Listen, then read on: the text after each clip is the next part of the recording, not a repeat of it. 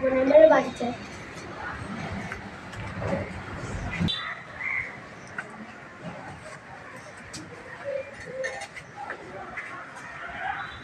আমি বাড়ি যাচ্ছি রে।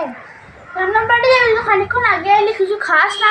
চল কিছু খেয়ে নি। না না না, কিছু খাবার, আমি বাড়ি যাচ্ছি। না খেয়ে যেতে নেই, চল কিছু খেয়ে নি।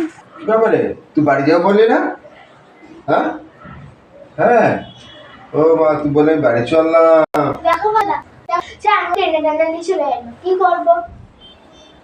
ঠিকই তো বলেছে, কারো বাড়িতে গেলে না না খেয়ে যেতে নাই, জানিস? কিছু খেয়ে নে, তারপর যাবি, ঠিক আছে? বলছি তুই আমাদের বাড়িতে কয়েকদিন থেকে যা না, অসুবিধা কি আছে? হ্যাঁ, আমি তোদের বাড়িতে খবর দিয়ে দেবো যে তুই এখানে বেশ কিছুদিন থাকবি, ঠিক আছে?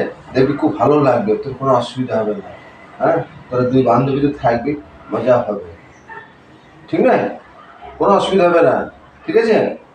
হ্যাঁ, এখানে তাহলে কয়েকদিন থেকে যা, ঠিক আছে? যা, তুমি তাহলে ভিতরে যাও। হ্যাঁ, ও খাবারের ব্যবস্থা করবে।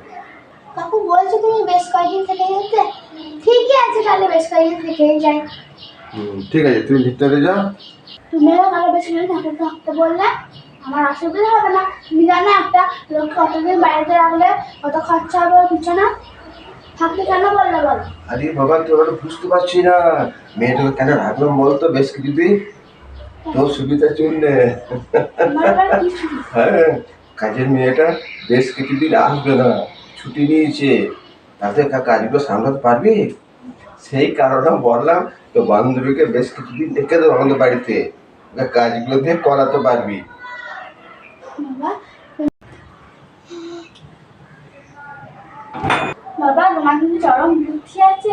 মাথায় বুদ্ধি রাখতে হয়, দেখলি কেমন কাজে লাগিয়ে দিলাম মেয়েটাকে তোর সুবিধার জন্য।